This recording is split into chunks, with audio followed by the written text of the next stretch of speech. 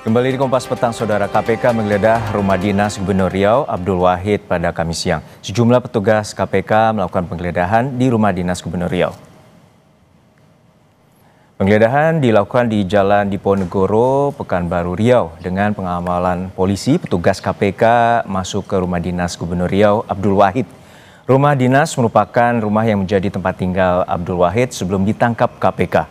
Sebelumnya KPK melakukan operasi tangkap tangan di kantor PUPR Riau. Dalam rangkaian OTT, KPK belakangan menangkap Gubernur Riau Abdul Wahid di tempat terpisah. Selain Abdul Wahid, KPK juga menangkap 9 orang lainnya, meliputi Kadus PUPR Arief Setiawan, Sekretaris PUPR Riau, 5 Kepala UPT, Kasih Pembangunan, 2 pengusaha rekanan proyek, serta 1 tenaga ahli Gubernur Riau. Dari pemeriksaan KPK, 3 orang ditetapkan sebagai tersangka, yakni Gubernur Riau Abdul Wahid, Kadus PUPR Riau Arief Setiawan, serta tenaga ahli Gubernur Riau Dani M. Nursalam.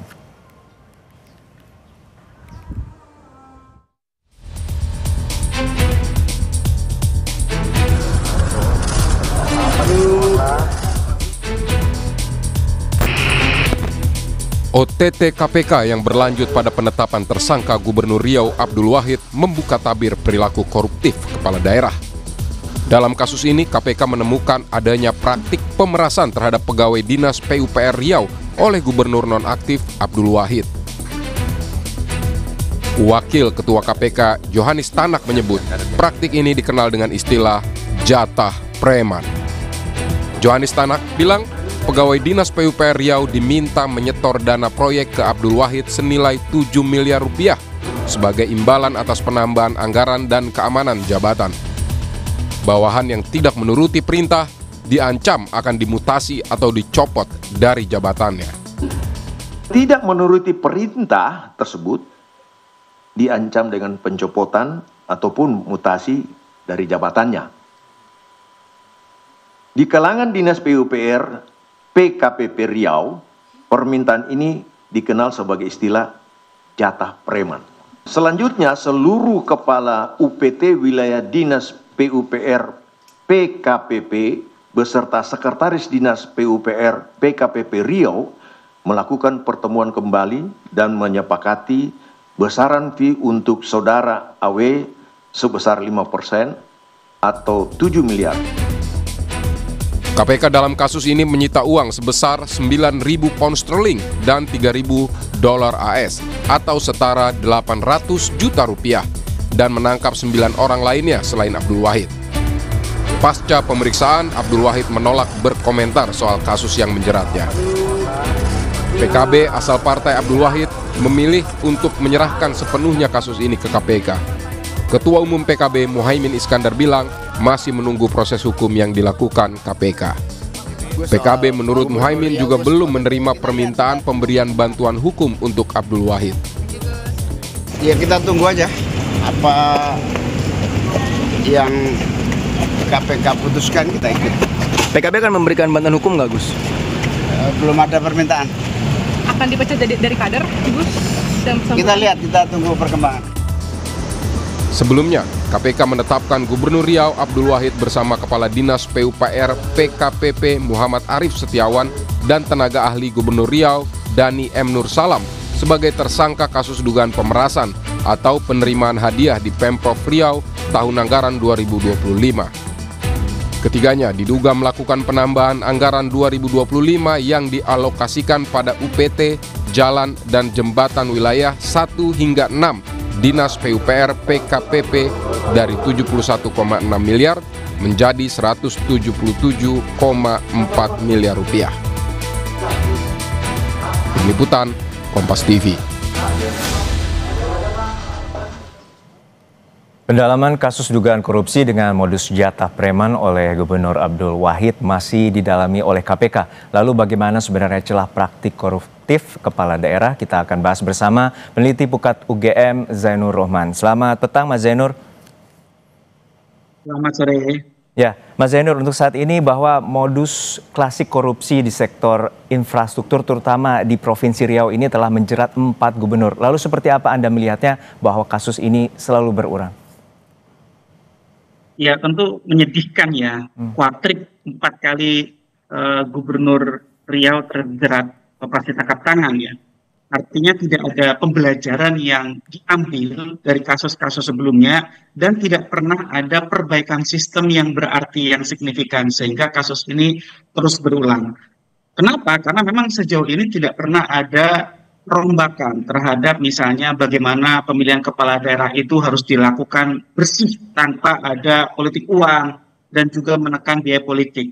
Kita tidak mungkin mengharapkan hasil yang berbeda dengan cara yang sama ya. Kalau cara-cara pemilihan kepala daerah terus-menerus mengutamakan serangan fajar, high cost politik dengan pembelian perahu kepada parpol, ada sekian banyak pengeluaran yang harus ditanggung oleh calon kepala daerah, maka nanti kalau mereka sudah terpilih, yang akan dilakukan adalah mengembalikan modal politik sekaligus memupuk modal politik untuk kontestasi berikutnya. Nah, saya lihat memang ini adalah pelajaran yang kesekian kalinya dari korupsi di daerah yang terus berulang karena tidak berubahnya sistem pemilihan kepala daerah kita. Artinya Anda melihat adanya siklus korupsi sistemik terutama di kepala daerah? Betul, dan itu kan tidak jauh-jauh ya dari menggunakan kewenangan yang dimiliki oleh kepala daerah untuk mendapatkan keuntungan finansial, antara lain ya menjual paket-paket pengadaan barang dan jasa. Dan infrastruktur ini adalah salah satu sektor yang paling banyak dijual karena anggarannya sangat besar dan mudah untuk mencari orang-orang yang mau untuk membeli paket-paket ini. Mereka itu biasanya adalah para kontraktor, para pemborong, para penyedia barang dan jasa yang memiliki kekuatan finansial yang besar. Yang kedua biasanya tidak jauh-jauh dari menjual kewenangan perizinan. Kalau ada perizinan yang dimiliki oleh kepala daerah ini, maka siapa saja yang ingin meminta perizinan harus membayar sejumlah uang. Yang ketiga biasanya adalah jual beli jabatan di daerah. Yang keempat biasanya adalah korupsi anggaran secara langsung yang ada di daerah. Nah, yang di Riau ini agak unik. Kenapa? Karena ini seperti sistem pemerasan gitu ya. Jadi kepala daerah meminta terlebih dahulu kepada orang-orang di PUPR untuk mengumpulkan uang. Dan nanti Mas, dari korupsi ini akan terjadi korupsi berikutnya. Korupsi akan menimbulkan korupsi yang baru. Kenapa? Karena kan mereka ini mengumpulkan uang dari berbagai sumber. Sehingga nantinya mereka harus menutup ya uang-uang yang sudah diberikan kepada kepala daerah dan orang-orangnya ini. Dengan cara apa? Meminta juga jatah preman kepada para penyedia barang dan jasa maupun kemudian melakukan fraud ya, melakukan pertanggungjawaban palsu, melakukan proyek-proyek palsu, sehingga dari satu korupsi akan melahirkan sekian banyak korupsi yang lain. Dan ujung-ujungnya infrastruktur yang terbangun adalah infrastruktur yang buruk, kualitas jalannya jelek, mudah rusak, sehingga sekali lagi ujung-ujungnya rakyat juga yang dirugikan. Dari ini tentu proyek jumbo di Riau yang anggarannya mencapai 177,4 miliar rupiah, dan ini menjadi bagian dari modus dari Abdul Wahid untuk memeras kepada kepala dinas maupun kepala UPT. Lalu seperti apa sebenarnya modus dan juga peran dari kepala daerah ini begitu leluasa? Apakah minimnya pengawasan terutama bagi kepala daerah? Ya, kalau kita lihat sebenarnya kan ada perbandingannya juga ya. Sesama provinsi di Sumatera, sebelum ini ada PUPR Sumatera Utara. Saat ini PUPR Provinsi Riau.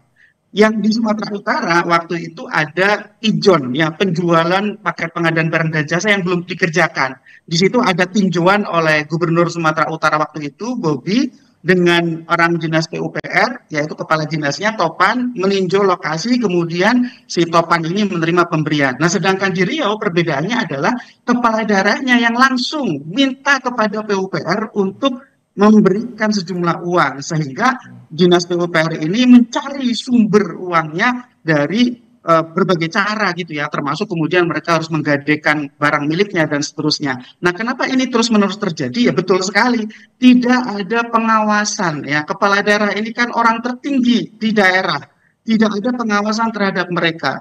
Ya, inspektorat di daerah itu tumpul, tidak mampu melakukan pengawasan kalau yang menjadi sumber masalahnya adalah kepala daerahnya. Sehingga yang terjadi adalah pengawasan secara represif, yaitu oleh aparat penegak hukum. Biasanya ini hasil dari penyadapan. Ketika ada informasi yang diperoleh dari masyarakat mengenai akan terjadinya transaksi korupsi, biasanya KPK melakukan penyadapan, kemudian melakukan pembuntutan, mengumpulkan informasi, dan ketika ada penyerahan uang diikuti dengan operasi tangkap tangan itu tadi. Nah, sekali lagi, ini tidak ada pembelajaran, terus-menerus terjadi, terulang. Ini membuktikan bahwa sistem pemilihan kepala daerah kita itu perlu diperbaiki. Khususnya adalah menghilangkan high cost politik, menekan biaya politik. Biaya politik tertinggi adalah vote buying, menyuap pada pemilih. Yang kedua adalah kandidasi buying, menyuap kepada parpol. Ini yang harus diselesaikan ke depan.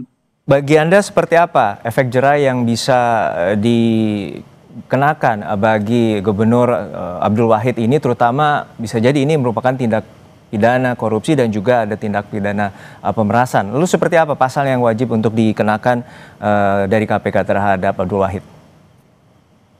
Ya tentu yang pertama ini adalah pemerasan dalam jabatan. Pemerasan pada prinsip dasarnya itu adalah tindak pidana yang diatur dalam KUHP. Tetapi pemerasan dalam jabatan adalah tindak pidana korupsi.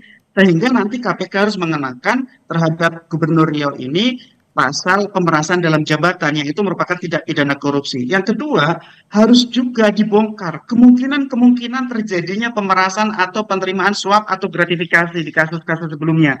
Biasanya orang pejabat kena OTT itu setelah melakukan kejahatan yang kesekian kali, sehingga KPK perlu bongkar, perlu review juga proyek-proyek yang lain atau ketika yang bersangkutan menjabat di tempat-tempat sebelumnya. Yang ketiga, harapannya ke depan ini juga bisa dilakukan penjeraan dengan mengembalikan kerugian negara. Ya, semua proyek-proyek yang sudah dicuri ini harus dikembalikan kepada negara. Yang kedua, harus dicabut nanti hak politiknya agar mereka ini tidak lagi bisa menduduki jabatan politik setidaknya untuk jangka waktu 5 tahun. Itu. Baik, kita terus cermati bagaimana pengusutan tuntas oleh KPK terkait dengan kasus korupsi yang menjerat Gubernur Riau Abdul Wahid. Terima kasih atas perspektif Anda, Mas Zainur Rahman, peneliti Pukat UGM, telah berbagi bersama kami di Kompas Petang.